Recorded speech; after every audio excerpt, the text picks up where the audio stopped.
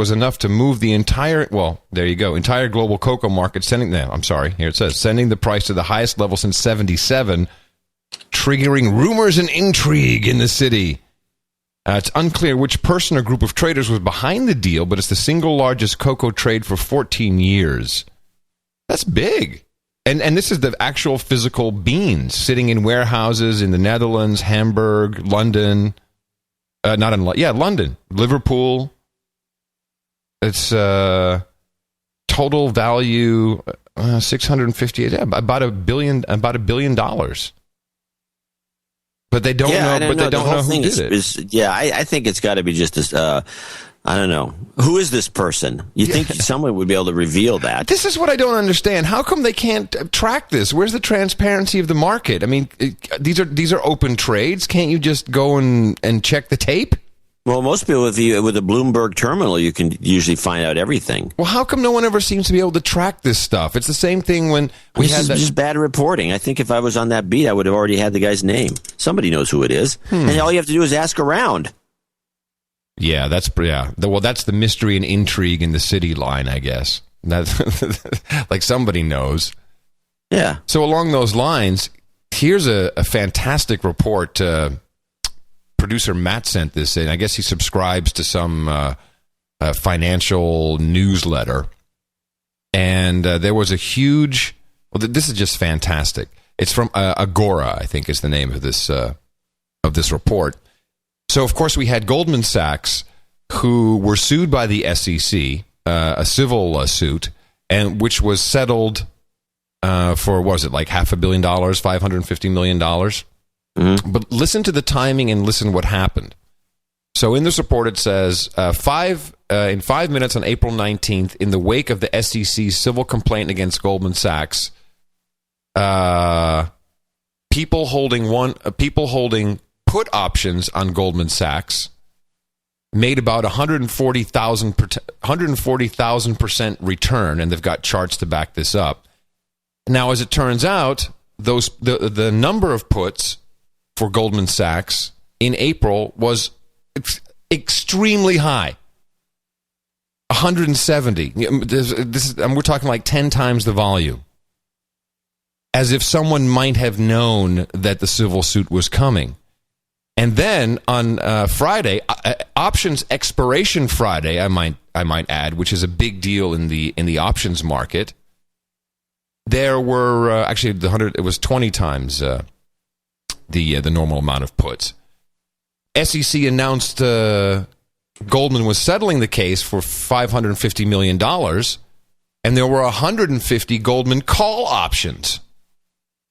Another huge volume, way off the scale of anything that's ever been there. And of course, Goldman ticked up immediately. So the scam is so apparent that everybody knew, A, the SEC was going to file suit, so everyone was, and then they knew it in advance, so they bought all these put options, which is basically a gamble against the stock going down, which it did significantly. And then and then on the expiration date of the options, when they knew that Goldman was going to settle, everyone bought call options. We're in the wrong game, John. You're actually surprised by this? Oh, I'm surprised no one else is reporting it. That's what I'm surprised by. Yeah. I mean, come on. Isn't it so obvious? And the SEC, they leaked it. They're the ones that know. Yeah, well, the SEC, let's face it, we've talked about this to extreme. They're incompetent or corrupt or both. And I'm not sexist or anything, but all these women who are running the show at the SEC and the FDIC, they're jackasses. And they've really messed it up, and there's no good. And it seems to be a lot of women in these positions. Yeah, I don't want to, I don't know what to tell you. Well, it's not good. Tell me this. So Batman. Tell me this, Batman. So it's happened. It's through the Federal Reserve Empowerment Act.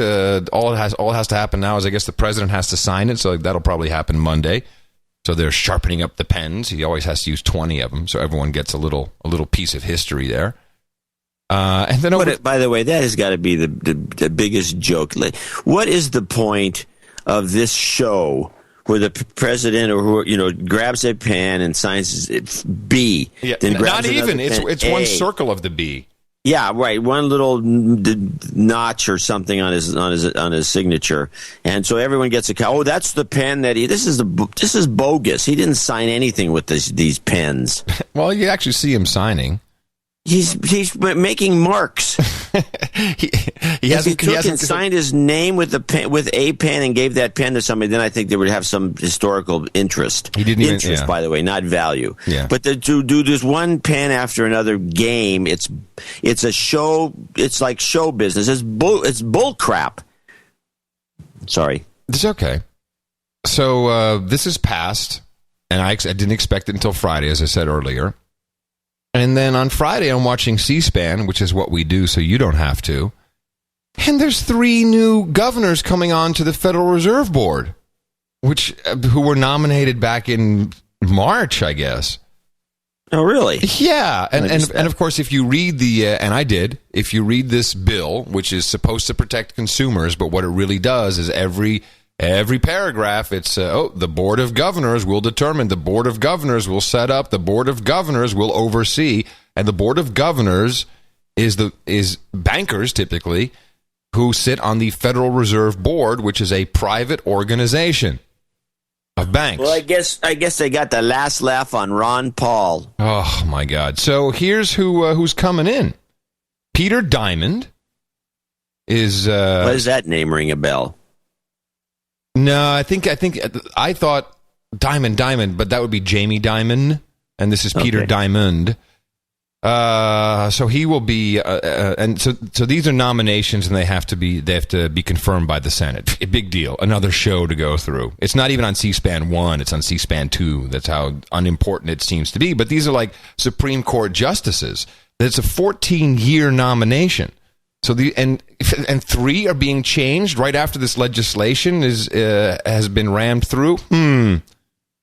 So Peter Diamond, according to this article, high quality by any standards, an MIT economist, several important economic theorems to his name. He will prove to be very useful in a crisis, John, if only for his ability to figure out the best course of action, because he is an expert in behavioral economics. Oh. I don't like the sound of that. Behavioral economics. Monetary policy from him is unknown. Then we have Sarah Raskin, a regulatory specialist, currently Maryland's Commissioner of Financial Regulation. We have to see how good Maryland's doing. Monetarily, she is something of an unknown quantity, though the odds are she would tend towards the soft money wing on the Fed, and what that is, I'll tell you in a second. And then the third is Janet Yellen. This is the hearing that I actually watched. President currently of the Federal Reserve Bank of San Francisco, which I might point out is, again, it's part of the Federal Reserve banking system. It's the bankers. They're bankers overseeing bankers. A little conflict there, maybe? Mm. With 30 years as a monetary economist, 3 years as a Fed governor in the 90s, 6 years at the San Francisco Federal Reserve, she's unquestionably qualified. She's married to George Akerlof, who's a Nobel Prize-winning economist. Bottom line is they are all for inflation, all 3 of them. They all feel that inflation has to go. We have to jack stuff up. Yeah, I think there's a good argument for that, personally. How much inflation do you think we're going to have? We're going to see with it, because they basically control the inflation, right? They can raise interest rates. They can print money. The idea, the long-term thing is, if you can really crank up inflation, then you can pay off all your debts with cheap money. I mean, that's one of the things that's why the Chinese don't want to see any sort of inflation. But we're in the throes of a depression. We are in a depression, I would say, just not recognized as such. The throes is anyway. So we're in a depression, and to get inflation during a depression is pretty difficult. Without you could have issues. I mean, in Germany, of course, in the 30s, they had the Weimar Republic. They had the ridiculous hyperinflation, and it was out of control, whereby people were having to carry around wheelbarrows full of money. to pay for things like a loaf of bread. Which is kind of the way it is in Zimbabwe now. Zimbabwe's got hyperinflation, and Brazil has